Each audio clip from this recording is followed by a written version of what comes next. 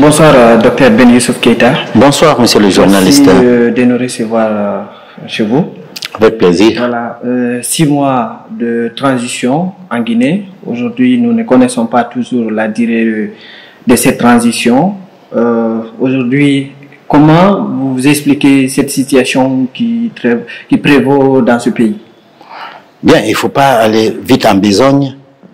Il faut regarder d'abord d'où nous venons, ce que nous avons traversé et l'histoire. Il faut tirer les leçons de l'histoire. Nous sommes à la 3e transition.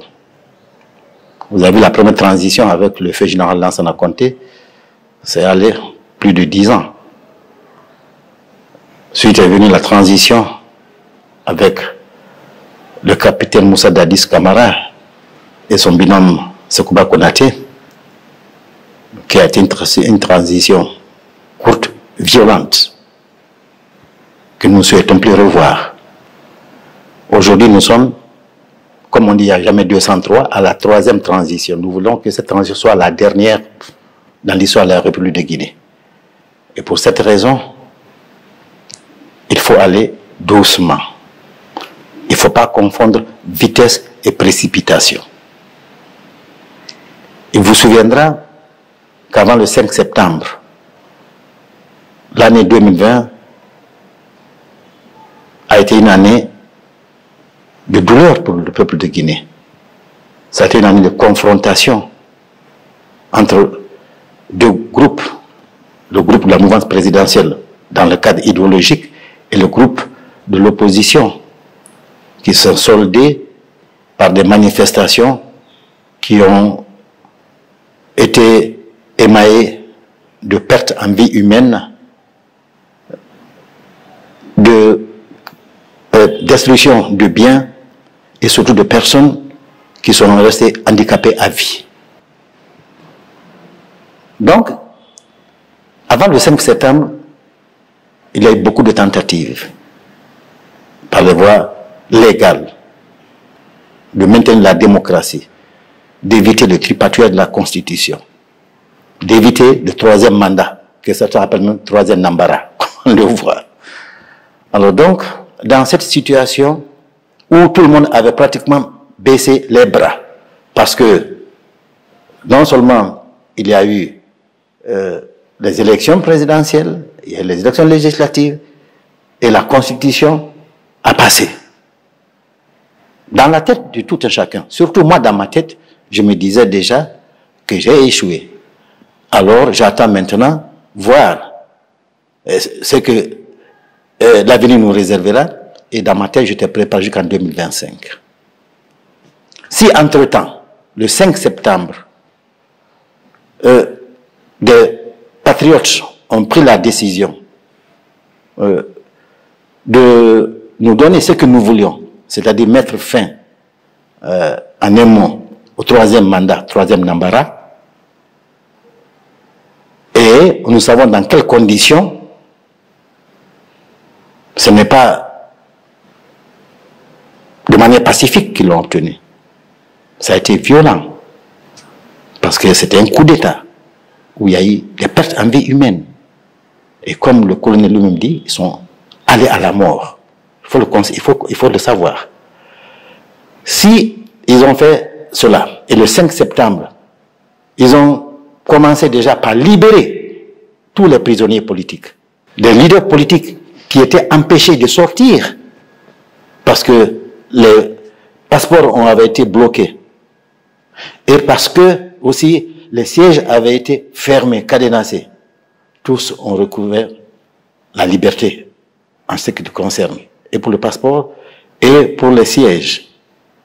Et ensuite, il y a eu le recueillement sur la tombe de nos jeunes martyrs à Bambeto, qui se sont battus avec nous. Ensuite, il y a eu aussi, dans le cadre de l'histoire et le cadre national, le recueillement sur les tombes des différents présidents décédés qui ont servi la Guinée, chacun en sa manière. Ahmed Sékou Touré, paix à son âme, nous a donné l'indépendance. Lansana Conté à partir de 1984, ok, jusqu'en 2008, hein, nous a donné la liberté d'expression, le multipartisme, ok, et il allait se recueillir sur les tombes de ces gens qui sont décédés. Aujourd'hui, nous voyons comment on est en train de moraliser la vie économique, parce que tout repose sur l'économie. Le paysan n'a pas besoin de politique, il a besoin que vraiment sa vie économique soit assainie et que ça soit plus facile pour lui de vivre et de faire vivre sa famille. On le voit, malgré les péripéties, les difficultés, ils sont sur cette voie de moralisation de la vie publique, de la vie économique, et de faire en sorte que ceux qui appartiennent au peuple reviennent au peuple et que le peuple bénéficie en un mot de ses richesses. Alors moi je me dis donc que pour le moment la transition est sur le bon chemin. Quoique il y a des couacs. Il y a des couacs. Évidemment, il n'y a que l'œuvre de Dieu qui est une œuvre parfaite. L'œuvre de l'homme n'est jamais parfaite à 100%. Pour le moment, ils ont posé des actes forts, et il faut les soutenir, il faut les conseiller, il faut, en un mot, rectifier certaines déviations qu'il peut y avoir. Mais en général, la ligne est bonne. La ligne est bonne. Alors, 58 partis politiques, quand même, se sont réunis et ont fait une déclaration interpellant le chef de l'État par rapport à la durée de la transition. Ils souhaitent qu'il y ait un dialogue. Est-ce que c'est votre avis et comment analysez-vous toute la situation puisque ces partis politiques menacent aussi de descendre dans les rues? Bien, premièrement, d'abord, je ne suis pas pour le principe aujourd'hui de manifestation de rue. Je ne suis pas pour le principe aujourd'hui de manifestation de rue. Il faut quand même période de répit. Je vous dis, le 5 septembre, ça fait 6 mois, il y a des Guinéens qui sont morts au palais Sékou Touré. Certains, en défendant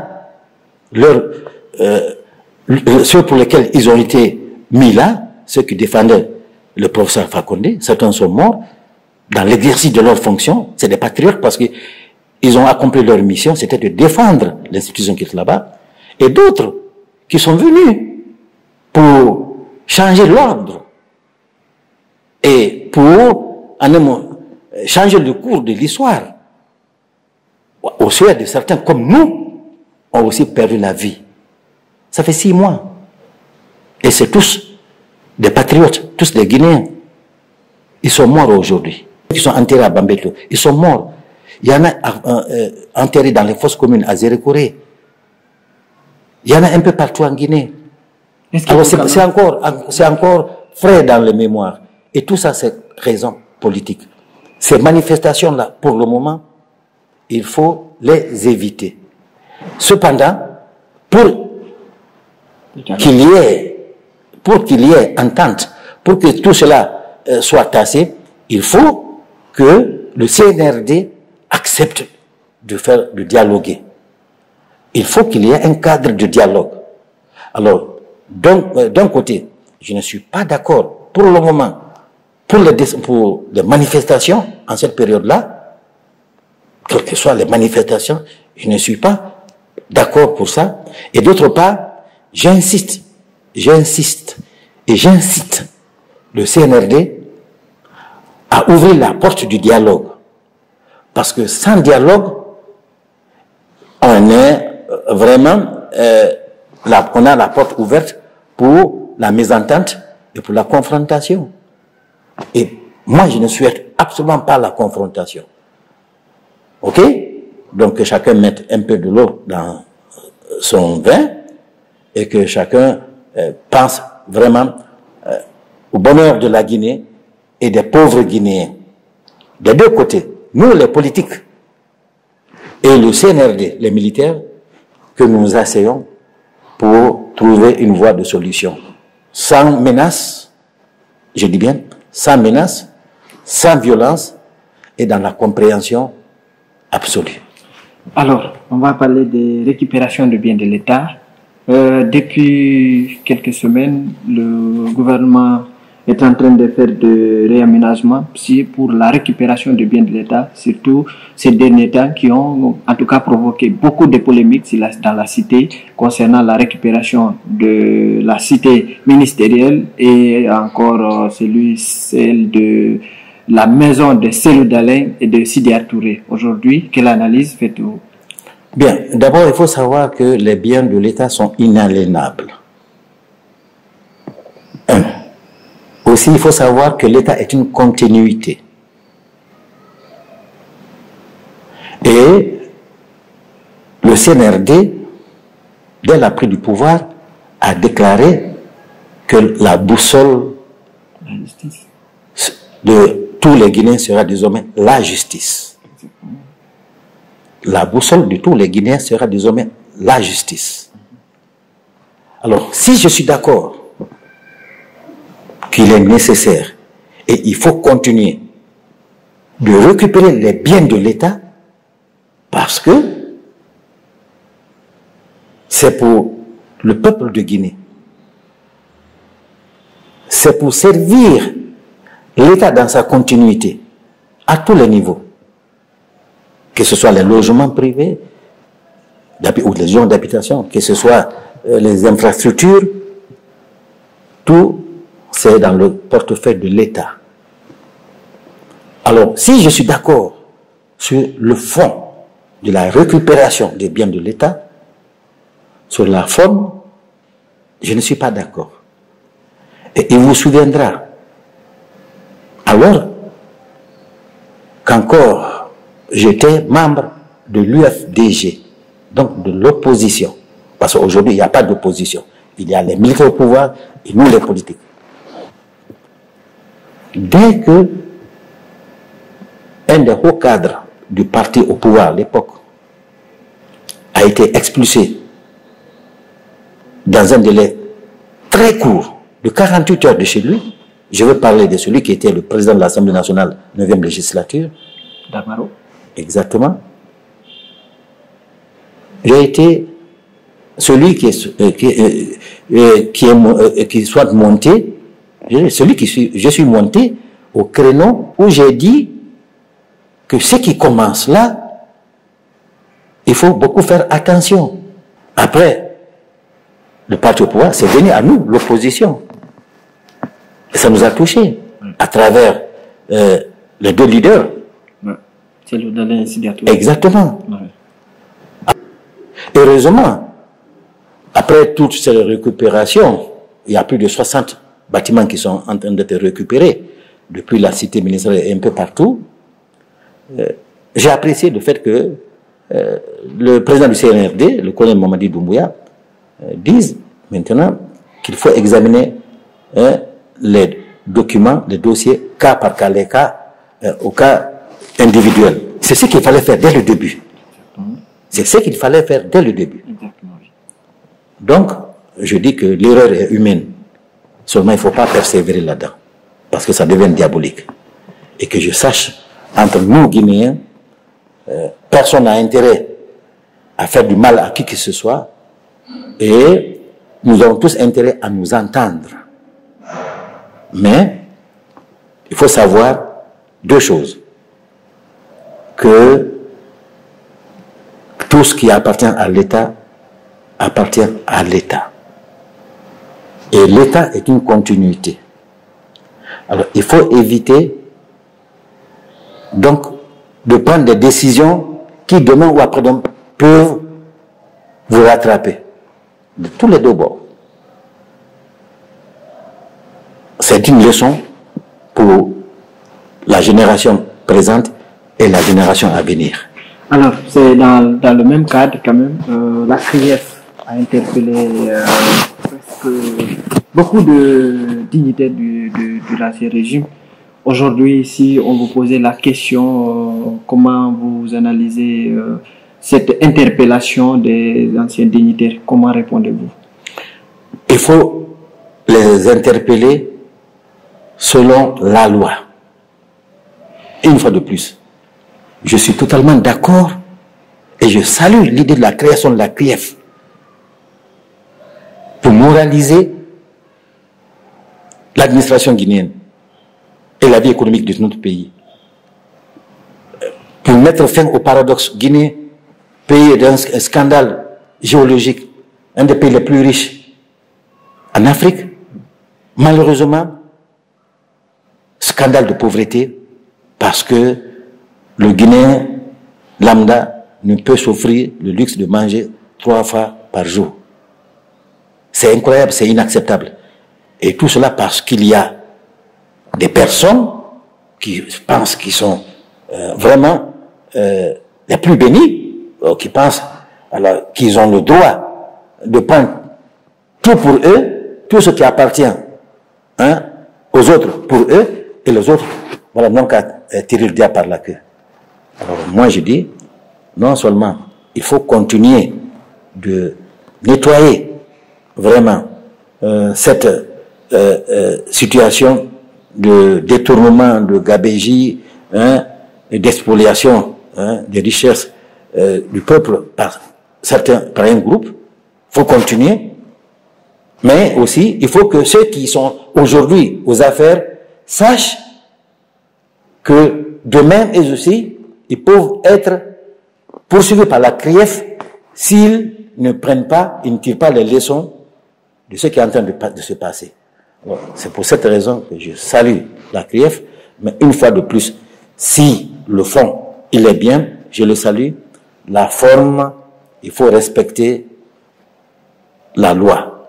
Il faut, une fois de plus, que la justice soit la boussole dans tout acte que l'on posera désormais dans le domaine de l'administration ou de la moralisation de la vie publique.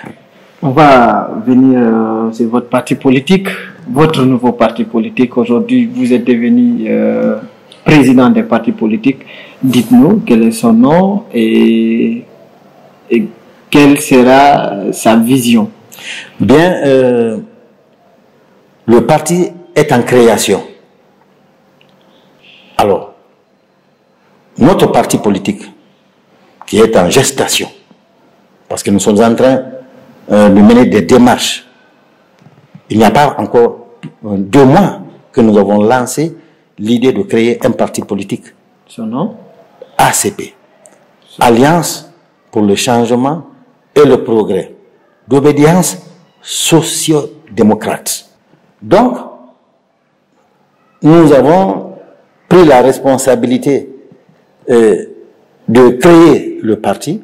Nous avons consulté des personnalités, des personnes de tous les 4 coins de la Guinée, et nous sommes aujourd'hui, avec l'expérience des uns et des autres, les conseils des uns et des autres, de mettre sur pied notre règlement intérieur, notre statut et le projet de société. Nous sommes en train de réunir tous les dossiers. Nous allons déposer qui de droit au ministère de la Mise en Territoire et attendre notre agrément. Inch'Allah. Alors, comment les militants de l'IFDG ont acquis cette nouvelle? Pas seulement le président, mais en général le parti. Honnêtement, je suis sûr que le président de l'UFDG est là, c'est Loudalen Diallo, qui est et restera un ami. Évidemment, ne voulait pas que je parte. C'est logique. Il aurait préféré que je continue avec lui. Mais comme dans la vie politique, il y a des moments qui arrivent où vous avez certaines impulsions, vous avez certains désirs de relever des défis, parce que la politique, elle est dynamique, elle n'est pas statique. Alors, j'ai décidé, respectueusement, et sans anicroche, avec la dignité requise, de solliciter de celui qui, et je le dis et je le répète, il est mon mentor politique. Parce que c'est avec Cellou que j'ai fait la politique pendant 15 ans. Et pendant ces 15 ans, il n'y a eu que du bien entre nous. Alors c'est pour cette raison, ça a été difficile pour lui de me laisser partir, mais comme j'ai déjà cet objectif, cette ambition, il n'a pu que me souhaiter bonne chance et me donner des conseils. Et les militants de l'UFDG également comprennent, parce que nous ne sommes pas des ennemis.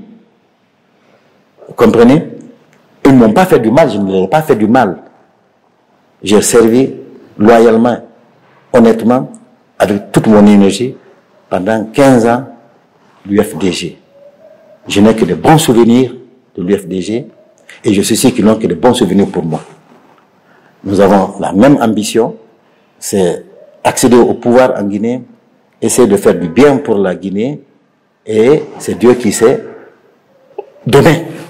Donc vraiment, je comprends que les militants de l'UFDG ne soient pas heureux de mon départ, mais qu'ils sachent que je garde un bon souvenir et je suis l'ami de tous. Donc vous avez décidé de ne plus participer au jazé de l'IFDG, de toute activité liée au parti, si je comprends bien. Oui, je ne peux pas être leader d'un parti politique, tu comprends, et venir également assister, hein, si ce n'est par invitation, vous comprenez, de parti à parti, dans une assemblée de quelques partis que ce soit. Docteur, on est à la fin de l'émission. Votre message à l'endroit peut-être du peuple guinéen et particulièrement vos militants. Peuple de Guinée, aujourd'hui, nous voulons créer un parti, ACP, Alliance pour le changement et le progrès. Nous appelons tous les Guinéens, épris de paix et de justice, de tous les bords, de venir vers nous pour grossir nos rangs et faire en sorte que nous soyons éléments importants dans la vie politique de la République de Guinée. Avec l'expérience que le leader que je suis a, connaît toute la Guinée. J'ai une longue expérience déjà, une connaissance parfaite pour être demain le président de la République de Guinée, où il sera bon vivre et tout le monde sera heureux. Je vous remercie. Merci.